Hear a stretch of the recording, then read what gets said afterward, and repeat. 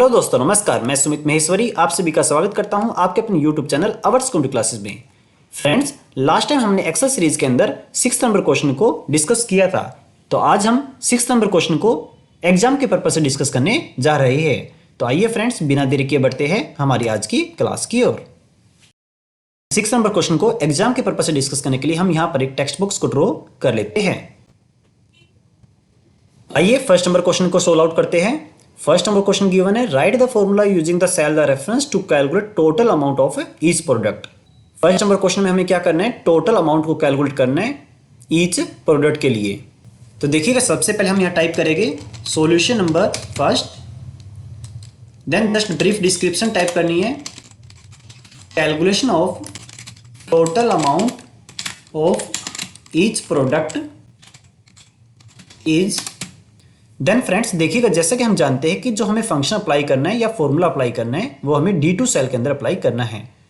तो हम यहाँ टाइप करेंगे गो टू सेल D2। और अमाउंट को कैलकुलेट करने के लिए सिंपल है, जैसा कि हम जानते हैं कि जो शुगर का रेट गिवन है वो 140 गिवन है, एंड जो क्वांटिटी हमने परचेज करी है वो हमने 7 kg परचेज करी है। तो टोटल अमाउंट को कैलकुलेट करने के लिए हमें जस्ट क्या करना है, रेट मल्टीप्लाई में क्वांटिटी करना है। हम जस्ट यहाँ पर एक सिंपल सा फंक्शन अप्लाई करेंगे, इक्वल का सिंबल लगाना है, हमें रेट मल्टीप्लाई क्वांटिटी करनी है। तो हम B2 सेल को सिलेक्ट करेंगे, मीन्स यहाँ टाइप करेंगे B2 मल्टीप्लाई में C2, देन हम ये टाइप करके आएंगे, देन प्रेस एंटर। और देखिएगा फ्रेंड, जैसा कि हम जानते हैं कि जो अभी हमने कैलकुलेशन करी है वो हमने अभी शुगर के लिए, मीन्स प्रोडक्ट ओनली शुगर के लिए अप्लाई करी है, मीन्स D2 सेल के अंदर अप्लाई करी है।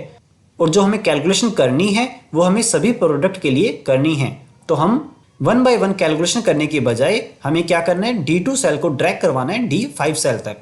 सो दैट हम यहाँ पर टाइप करके आएंगे, now drag and drop mouse pointer D2 to D5 cell, जिससे एग्जामिनर को स्पेसिफाई हो जाए कि हमने D2 सेल के अंदर कैलकुलेशन करी है, एंड बाकी जो हमने कैलकुलेशन करी है वो हमने D2 सेल को ड्रैग करवाते हुए करी है। तो आइए फ्रेंड्स सेकंड क्वेश्चन की ओर बढ़ते हैं। सेकंड क्वेश्चन गिवन है, write the formula using the cell the reference to find maximum and minimum rate of product.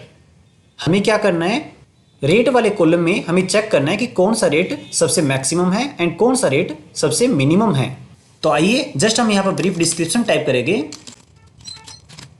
Calculation of maximum rate of product is. अब देखिएगा, जैसा कि हम देख पा रहे हैं कि इस पर्टिकुलर क्वेश्चन के अंदर हमें सेल एड्रेस गिवन नहीं है कि मीन्स हमें कौन से पर्टिकुलर सेल के अंदर फॉर्मूला या फंक्शन अप्लाई करना है। सो दैट हम यहां पर डायरेक्ट फंक्शन अप्लाई करेंगे। हम जस्ट यहां लिखेंगे इक्वल मैक्स, और जो हमें सेल रेफरेंस लेनी है वो हमें B2 से लेकर B5 लेनी है, B2 colon B5, then type करेंगे, then press enter.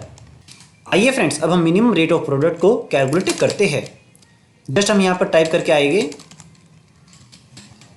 Calculation of minimum rate of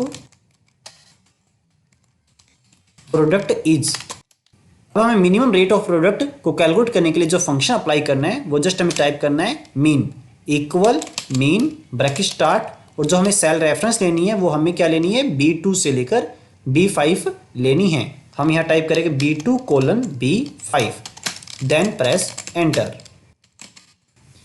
तो देखिएगा फ्रेंड्स, कुछ इस टाइप से हमें एग्जाम में क्वेश्चन को सोल्व आउट करके आना होता है। यदि फ्रेंड्स आपको किसी भी पर्टिकुलर क्वेश्चन में डाउट रहती है तो आप हमें कमेंट करके पूछ सकते हैं। Thank you friends for watching this video. Please subscribe and share this channel.